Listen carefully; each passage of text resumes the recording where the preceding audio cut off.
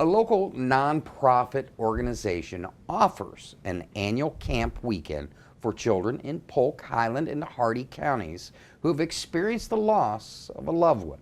Their story and all the details how you can help a child in need is coming up on Polk Place. Stick around.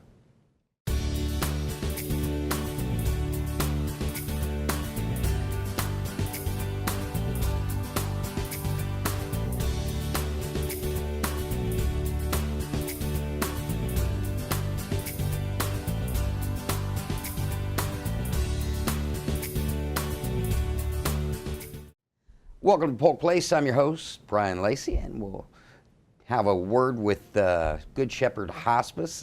Joining us in studio is Paula Kramer. She's the Director of Philanthropy for Good Shepherd Hospice. Hi, Brian. How you doing? I'm good. How are you? Good, good. And also joining us from Good Shepherd Hospice is Susie Soliday. First time on the show. Welcome to the show. Thank you so much. Yeah. Well, I'd like to talk a little bit with you, Paula. Talk to me a little bit about the mission of Good Shepherd Hospice. What is it that you do? As the Director of Philanthropy, I'm a part of the foundation, but Good Shepherd Hospice itself was licensed in about 1984. So we've been serving this area for a little while now, covering the 3 counties, Polk, Hardy, and Highlands. We're a part of a bigger organization called Chapters Health Systems, and there are 2 other affiliates within our group, and we cover about 15 counties in the state. The thing about hospice is it's based on a certificate of need, and the state and federal governments determine those areas. So we have a big responsibilities for those areas that we serve to ensure that we provide the proper range of care and the type of quality care that are the guidelines that we have to follow. You know, we have to meet those. When you talk philanthropy, what is it that you do? Well, my focus is to work with the teams, individuals like Susie, the physicians, the nurses, and so forth, understanding what their needs are, both out in the field and within the hospice houses. Budgetary-wise, Chapters Health, we're doing fine as a nonprofit. We have guidelines and strict things that we have to follow. So sometimes our programs, our specialty programs, are unfunded. The camp one that we're going to talk about today is one of those, but our veterans programs, we go above and beyond. It's not just about the patient and the comfort care that we provide. It's about after the patient passes, taking care of that family afterwards, being there for bereavement support, making sure we honor those veterans that do come through our doors, because many times that's the only time they may get recognized for something. Now, Susie, your role with the company is a little bit more defined as far as some of the things you do. I want to talk a little bit about that role. Let's talk a little bit about what you do, if you would. Okay, I'm the bereavement supervisor for Good Shepherd Hospice, and we have a grief center called the Bethany Center. It's located in Auburndale, and that is kind of our hub for bereavement services in Polk County. Then we also have a sunroom in Sebring where we provide our bereavement services. And what we do is we work with people, anyone in the community who's had the loss of a loved one. We work with children and adults. We provide individual counseling as well as support groups. And we have a child and teen support group that we do at both locations twice a month. And then we have many other groups that we do throughout the counties every month. We do about 23 groups a month, plus our individual counseling. And we're very proud that we're able to reach out into the community to help anyone who's had the loss of a loved one for any reason. Of course, we do help our hospice surviving family members as well. Mm-hmm. And, you know, so if a person dies and they have children, grandchildren, a spouse that needs our bereavement support, we're able to offer that individual counseling for them, and also the group work. As you said, death is such a hard thing to understand for adults, let alone children. And you guys are taking it a step further and trying to reach out to the children. Let's talk a little bit about the camp that you have. Camp Braveheart has been going on since 2002. We started out with 65 children that very first year, and this past year in 2018 we had 108 kids that came to camp, as well as probably about 100 volunteers that also helped us at camp. And what we do at camp, as you said, it's a weekend camp. It's located at the Circle F Dude Ranch outside of Lake Wales. And it's a working summer camp. It's a beautiful location. And what the kids do that come to camp, they get to do all the cool things that any child does at camp. Horseback riding, swimming, canoeing, land sports, arts and crafts. We have a memorial service. We have a hayride. It's just absolutely wonderful. And in between all those activities, we have each child will be in a cabin with other kids their same gender and same age. And they'll get to talk about who died and how they're doing. They get to support each other. They get to talk about what helps and what doesn't help.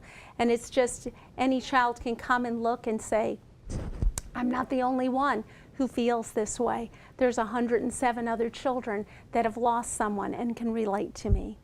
Susie, I want you to talk a little bit about the venue itself, how taking them out of their normal environment and putting them in with a group of individuals that are going through the same thing that they're going through. Talk about that, I don't want to say isolation, but just getting them out of that normal environment. Right, right, and that's a great question. We have, some of these children have maybe never been away from home before.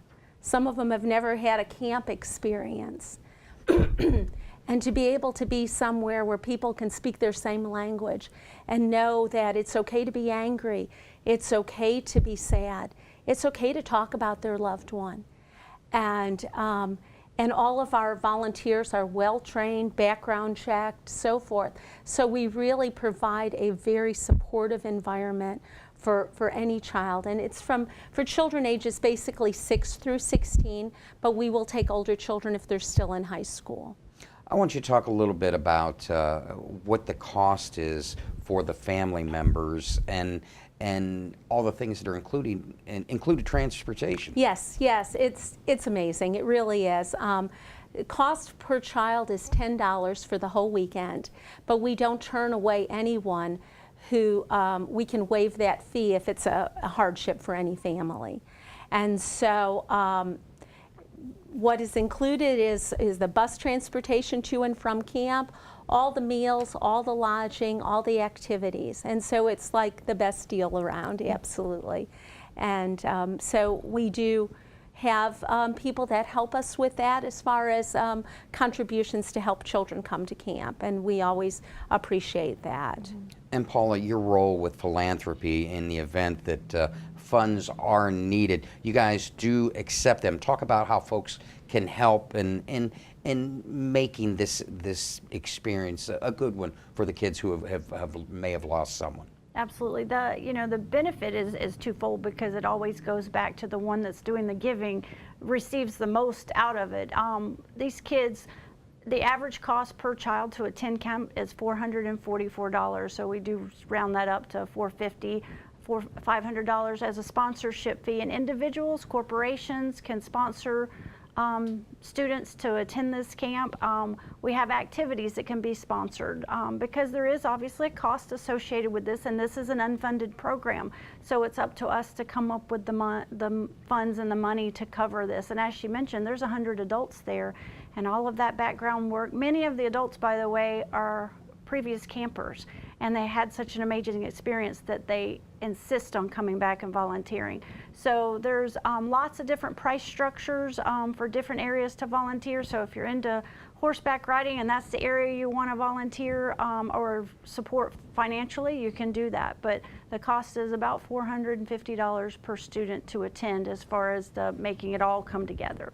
And if they're interested in helping support philanthropy-wise, how would they go about doing it? They can reach out to me at the Good Shepherd Lakeland office. They can reach out to Susie at the Auburndale Hospice House, the Forsyth Hospice House, and we can provide them the details of that information, and then we can go from there. There is acknowledgement that they receive, so if a corporation is interested in receiving some sort of acknowledgement, there's lots of opportunities to get exposure for them. But I know many times people just do it out of the goodness of their heart, because maybe they had their own experience as a child and wish that they had been able to participate in something like this. Susie, as Paula said, a success story is in those who went through the camp and come back to support it for others. Talk to me about a success story that sticks with you. Oh, there's so many. It's hard to pick one, but one that just jumps into my mind is a boy that we worked with. I generally at camp work with the oldest boys, the teenage boys. Many of them don't really want to come to camp, and their families have kind of forced them to come.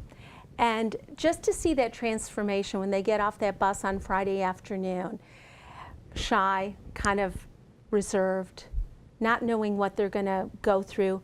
A lot of those boys don't really like to, they think, well, what if I cry? What if I'm sad?